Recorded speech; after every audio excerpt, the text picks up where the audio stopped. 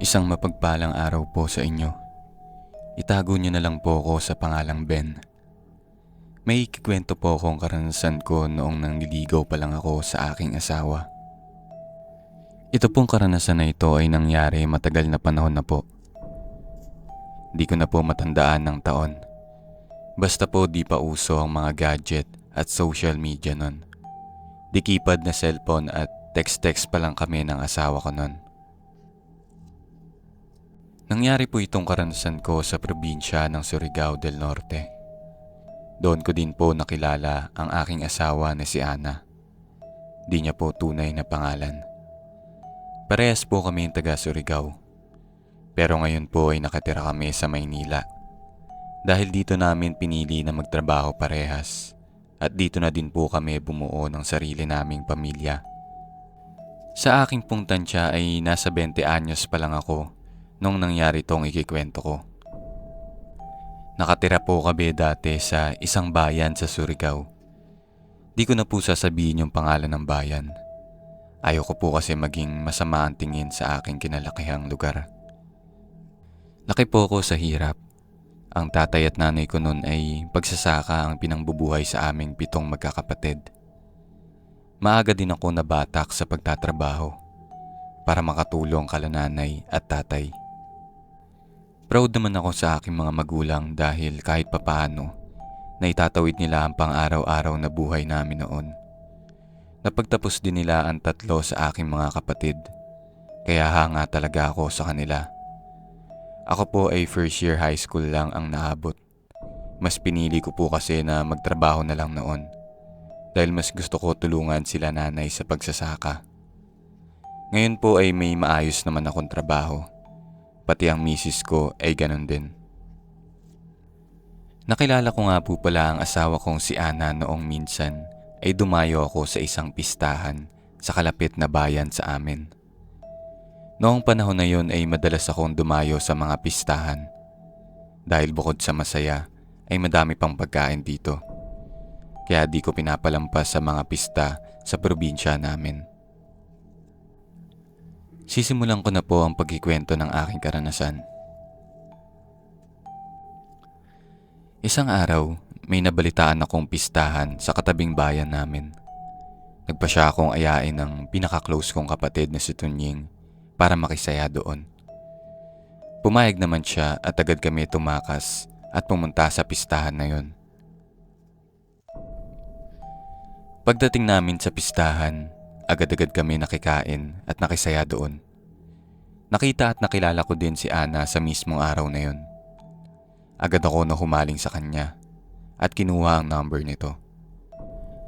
Nagpakilala ako sa kanya at nakipagkwentuhan. Nagkapalagayan naman po kaagad kami ng loob. Napag-alaman ko din na wala palang nobyo si Ana noon.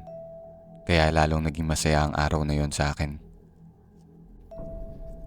Habang nakikipag-usap ay inaya na ako ni Tonying na umuwi. Dahil baka kagalitan na kami nila nanay. Ilang oras na po kasi kami nawawala nun. Nagpaalam na ako kay Ana at sinabing sa text na lang namin ituloy yung usap namin. Ilang araw din kami magkausap ni Ana sa text bago ko aminin na gusto ko siya at tanungin kung pwede ako manligaw. Pumayag naman siya pero mahihirapan daw ako manligaw dahil magkalayo kami ng lugar. Sa kabilang bayan pa kasi ang tinitirahan ni Ana noong panahon na yun. Medyo malayo sa lugar namin. Pero sinabi ko na buo ang loob ko na ligawan siya at desidido akong gawin ang lahat para mapasagot siya. Isang buwan na ako naliligaw sa kanya pero isang beses pa lang kami nagkikita. Noong sa pistahan pa lang. Palagi kasi ako pinipigilan ni Ana na pumunta sa kanila. Kaya isang araw, nagpa siya ako na puntahan ng bahay nila Ana. Gusto ko siya i-surprise kaya hindi ko sinabi sa kanya ang plano kong pagbisita. Tanghali noong nagpaalam ako kay Tonying na aalis muna para puntahan si Ana. Si Tonying lang po pala ang nakakaalam noon sa bahay namin na may nililigawan akong babae. Sinabi ko sa kanya na baka hapon na ako makauwi. Siya na bahala magdahilan kala nanay kapag hinanap ako. Nagpaalam na ako kay Tunying at sumakay na sa bisikleta ko. Habang nagbabike papunta kalaana, napapaisip na ako ng mga kung ano ang sasabihin ko sa magulang niya. Medyo nahihiya ako dahil baka hindi ako magustuhan ng mga to. Sinabi ko na lang sa sarili ko na bahala na kung ano ang mangyari. Dalawa nga po pala ang daanan para makarating sa bahay nila Ana. Yung isa po ay aakyat ng bundok at yung isa ay ikot sa paahan ng bundok na patag ang daanan. Nag-isip pa po ako ng panandalian kung saan ako dadaan. Dahil di ko po masyado kabisado ang daanan sa bundok. Kapag sa paahan naman ito ay baka gabayin ako ng uwi. Talagang yari ako kala nanay. Ilang minuto ako nag-isip pero sa huli, ang napili kong daanan ay sa bundok. Pero ang bundok na dadaanan ko ay kilalang pugad ng mga aswang. Masyado po akong matapang ng mga panahon na yon. Di ko po alam kung saan galing ang tapang ko. Siguro dahil pursigido ako makita si Ana noon. Kaya kahit pugad pa ng aswang ang dadaanan, ay tatawirin ko para kay Ana. Bago ako umakyat ay iniwan ko ang bisikleta ko sa isang tindahan doon. Nakisuyo na lang ako at sinabing babalikan ko ito sa hapon. Noong nagsimula na ako umakyat ng bundok, ay nakadama ako ng kaba. Medyo nawala ang tapang ko ng panandalian. Masyado kasing tahimik sa bundok na yon. Iniisip ko na kapag may umatake sa akin na aswang, ay baka walang tumulong sa akin.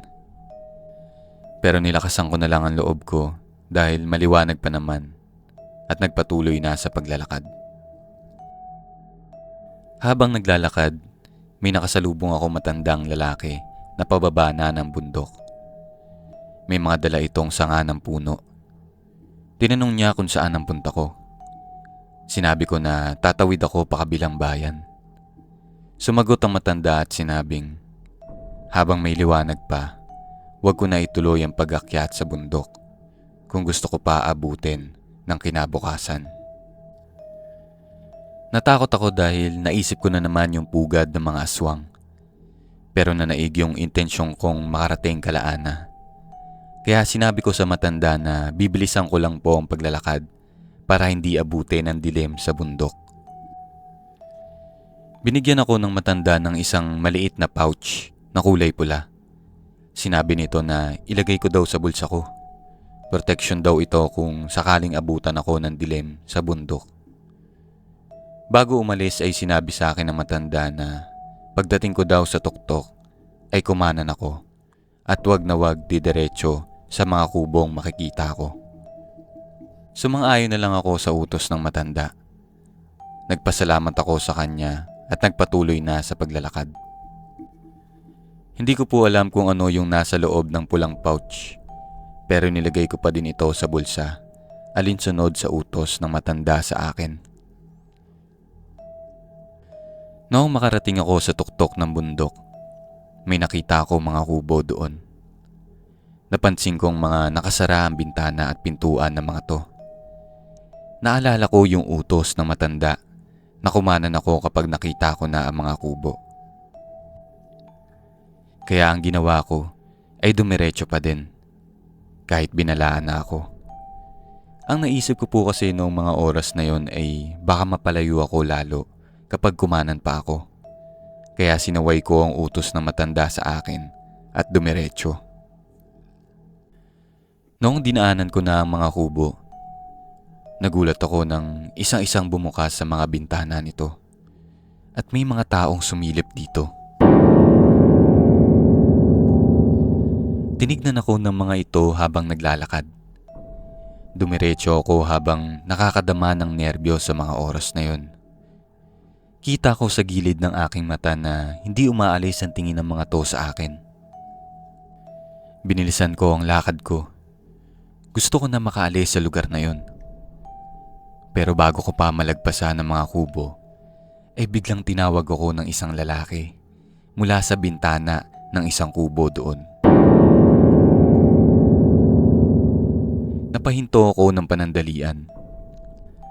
Lumabas ito ng kubo at nilapitan ako. Tinanong niya kung saan ako pupunta. Sinabi ko na makikidaan lang po.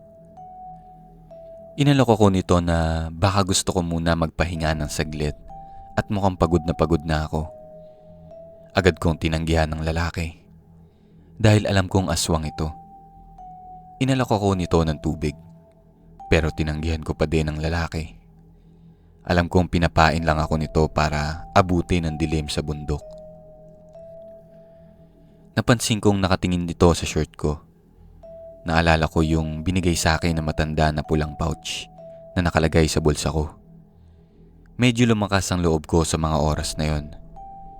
Pero hindi ko alam kung panglaban ba talaga yon sa aswang o ano. Pansin ko kasing walang epekto ito sa aswang na kausap ko. Nagpaalam ako sa lalaking yun at sinabing nagmamadali na ako. Paglagpas ko dito ay sinabihan ako nito na mag-ingat ka sa daanan, baka madapa ka at masugatan. Sabay tapik sa balikat ko. Nagpasalamat ako kahit medyo natatakot sa itsura nito at nagpatuloy na sa misyon ko. Di ko na lang inalintana ang takot na nadadama ko. Iniisip ko na lang ang imahe ni Ana noon para kahit papano magkalakas ako ng loob. Ilang oras na ako naglalakad noon pero parang ang layo pa din ng daanan pababa ng bundok. Nakakaramdam na ako ng pagod kaya sinubukan ko magpahinga muna ng saglit at sumandal sa isang puno. Habang nagpapahinga, kanina pa ako nakakaamoy ng mabaho. Pagtingin ko sa balikat ko, may lupa-lupa ito. Yun pala yung kanina ko pa naaamoy na mabaho. Agad kong tinanggal yun. Napamura ako at sinabing, minarkahan pala ako ng aswang na yun. Wala pang ilang minuto ako nagpapahinga. May narinig akong na mga kaluskos. Naisip ko na baka sinusundan na ako ng mga aswang doon. Tumayo ako at nagmamadaling umalis. Noong nakita ko na ang daanan pababa sa bundok, ay inabot na ako ng dilim. Nabuhayan ako ng dugo. Pero isang oras pa ang bubunuin ko para tuluyang makaalis sa bundok na yun. Di ko na masyado nakikita ang daan dahil sa dilim. Binuksan ko ang flashlight ng cellphone ko. Sa mga oras na yun ay nakakaramdam na ako ng pagsisisi. Bakit ba kasi doon pa ako dumaan sa bundok? Pero wala na akong magagawa dahil nandun na ako. Kailangan ko makalabas doon bago pa ako maamoy ng mga aswang. Habang naglalakad, nakarinig ako ng mga kaluskos at tunog ng mga nagsisigalawang sanga ng puno. Naisip ko na nandyan na sila. Pinatay ko ang flashlight ko at dumapa sa madamong bahagi ng gubat sa tabi ng isang puno. Naririnig kong may mga nag-uusap pero di ko maintindihan ang sinasabi nila dahil sa ingay ng mga kuliglig. Tinakpan ko ang bibig at ilong ko gamit ang mga kamay ko para hindi marinig ng mga aswang ang paghinga ko. Maya-maya, nakaramdam ako ng may naglalakad papalapit sa direksyon ko. Rinig ko ang bawat paghingal nito na parang asong ulol. Kabadong-kabado na ako at baka maamoy na ako ng mga to. Pag nagkataon ay siguradong hindi talaga ako sisikatan ng araw. Habang pigil hiningang naghihintay na makaalis sa mga aswang, ay sa di inaasahang pagkakataon, biglang umilaw at tumunog ang cellphone ko. Hindi ko na tinignan kung sino yung natawag. Agad akong tumayo at kumaripas na ng takbo papalabas sa bundok. Habang tumatakbo ng mabilis ay naiiyak na ako sa takot. Rinig ko ang mga paggalaw ng damo sa likod ko. Hinahabol na ako ng mga aswang at rinig ko ang mga sigaw ng mga to na parang natutuwa na hinahabol ako. Paulit-ulit kong sinasambit ang pangalan ng Panginoon. Hanggang sa biglang bumagsak ako at nagpagulong-gulong. Bigla na lang ako lumubog sa isang tubigan. Nasa ilog na pala ako. Sumisid ako ng ilang minuto doon at lumangoy sa ilalim ng dahan-dahan. Hanggang makatawid ako sa kabilang dako. Dito ko napagtanto na nakalagpas na pala ako sa bundok. Sinubukan ko lumingon sa bundok. Paglingon ko, nakita ko ang mga nilalang doon na nakatayo at sumusulyap-sulyap sa paligid. Lagpas 10 ang bilang ko sa mga ito. Buti at hindi nila ako nakikita noong mga oras na yon. Grabe pala yung dadanasin ko kung naabutan ako ng mga yon. Gumapang ako palabas ng gubat hanggang makarating sa may kalsada. May nakakita sa akin lalaki. Dinala ako nito sa may barangay. Pagdating sa barangay, nalaman ko na lang na puno pala ng sugat ang katawan ko. Doon ko na lang naramdaman yung hapde. Kinuwento ko din yung naranasan ko ng gabing yun. Sinabi sa akin ng isang tauhan sa barangay na bakit ako nagpaabot ng gabi sa bundok. Hindi ko ba daw alam na pugad ng aswang yung tuktok noon? Saka paano daw ako nakaligtas sa madaming aswang na humabol sa akin? Nagtaka din ako kung paano ako nakaligtas doon. Dito ko na naalala yung binigay sa akin na matanda. Kinuha ko ito sa bulsa at binigay doon sa kausap kong taga-barangay. Pagtingin niya dito ay bigla niyang sinabi na kaya pala ako nakaligtas dahil sa tulong ng agimat na yun. Agimat pala yung binigay sa akin na matanda. Sinabi ng taga-barangay na yung agimat daw na yun ay may kakayahan na alisin yung amoy ko. Kaya pala hindi ako naamoy ng mga aswang noong nakadapa ako sa damuhan noon. Kundi lang dahil sa cellphone ko ay baka doon na lang ako natulog. Biro lang po. Hindi ko na din po nakita yung cellphone ko na yun. Laking pasasalamat ko doon sa matanda na nagbigay sa akin ng agimat. Siya ang nagligtas ng buhay ko. Doon na ako nagpalipas ng gabi sa barangay. Kinabukasan ay nagising na lang ako sa mga tapik ni Ana. Agad ako niyakap nito. Sinabi niya na buong araw na daw pala ako hinahanap. Nakita ko din na nandun sila nanay at tatay at yung isa kong kapatid. Pinagalitan pa nila ako kahit puno ako ng galos sa katawan. Padalos-dalos daw ako sa aking mga desisyon. Nanghingi ako ng tawad kala nanay, lalong-lalo na kay Ana. Sinabi ko na di ko na uulitin yung pagdaan doon sa bundok. Noong araw din na yun ay sinagot na ako ni Ana. Lahat ng hapdi ng mga sugat ko at pati yung mga naranasan ko ay nawala sa mga oras na yun. 1 taon din ako pabalik-balik kalaanan noon. Pero hindi na ako dumaan ulit sa bundok. 1 taon din kami magkasintahan ni Ana bago namin naisipan na magpakasal dahil nabuntis ko na din po siya noon.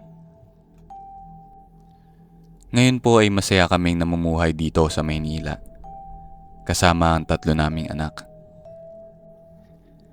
Nagpapasalamat ako dahil nabuhay ako nung gabing yun.